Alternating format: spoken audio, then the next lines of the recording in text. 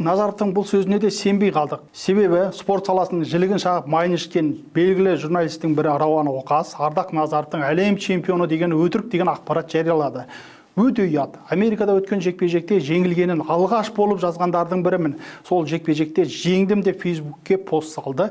Кейін менің жазбамды оқып, менің телефон нөмірімді тауып хабарласып, кешірім сұрағаны бар.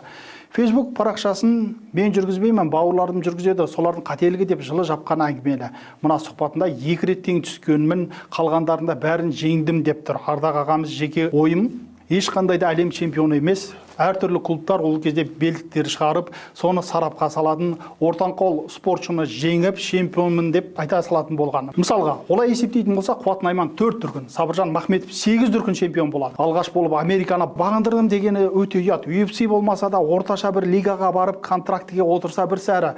Бұл кісі виза алып, жертөледе 200-300 долларға төбелесіп келуді мүмкін ғой. Ол кезде қазіргіде YouTube жоқ, әлеуметтік желілер даммаған заман, сондықтан ешқандай дәлел жоқ болған соң, қарапайым жұртшылық батыр кім, чемпионы кім екенін анықтай алмайтын.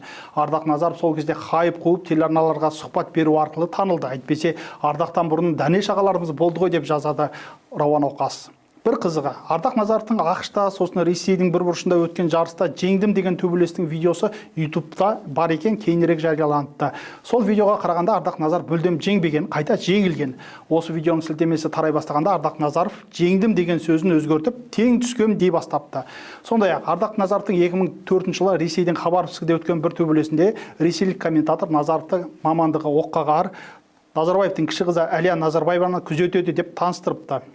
Ну, по профессии он телохранитель. Он телохранитель младшей дочери Назарбаева, президента Казахстана. Әлбетте, ресейлік комментаторға алаңға шыққан спортшының өмірбаянын сол спортшының өзі немесе ұжымы береді.